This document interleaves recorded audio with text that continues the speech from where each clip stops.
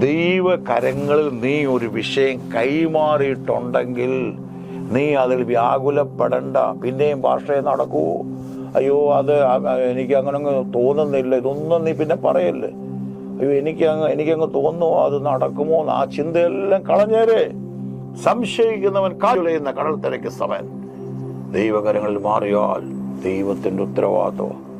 ദൈവം യുദ്ധം ചെയ്യും, നമുക്ക് പറ്റത്തില്ല. ഞാൻ എന്റെ സഭയെ പണിയെന്ന കർത്താവ് പറഞ്ഞു. I will build my church and the gate of hell shall not prevail against. ഞാൻ എന്റെ സഭയെ പണിയും. ഞാൻ നിങ്ങളുടെ സഭയെ പണിയെന്നല്ല കർത്താവ് പറഞ്ഞു. നിങ്ങൾ എന്റെ സഭയെ പണിയെന്നല്ല പറഞ്ഞു. ഞാൻ എന്റെ സഭ,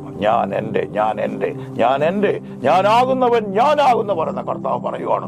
നിനക്കെതിരെ നിൽക്കുന്ന ആ വ്യക്തിയുണ്ടല്ലോ, നിനക്കെതിരെ നിൽക്കുന്ന വിഷയമുണ്ടല്ലോ, നീ കർത്താവിന്റെ കരങ്ങളിൽ കൊടുത്തു. കർത്താവ് ഹാൻഡിൽ ചെയ്യും. പ്രതികാര യഹോവയ്ക്കുള്ളത്. സ്ത്രീകളെയും ദൈവജനത്തെ ഉപദ്രവിക്കുന്ന പൗലോസിനെ അന്നത്തെ സഭ തീർച്ചയായിട്ടും പ്രാർത്ഥിച്ചത് ദൈവമേ ഇവനെ അങ്ങ് എടുത്തോണെന്നായിരിക്കും. അങ്ങനെ പ്രാർത്ഥിക്കത്തുള്ളൂ. കാരണം സ്ത്രീകളെ മുടിക്കുത്തിനെ വിളിച്ച് ഉപദ്രവിച്ച് മഹാപുരോഹിതന്റെ അധികാരപത്രമുണ്ട്. പക്ഷെ ദൈവം അവനെ എൻ്റെ നാമനിമിത്തം ഞാൻ തെരഞ്ഞെടുത്ത ഒരു മാനപാത്രമാണ്. ദൈവം നിന്നോട് കൂടെയുണ്ട്.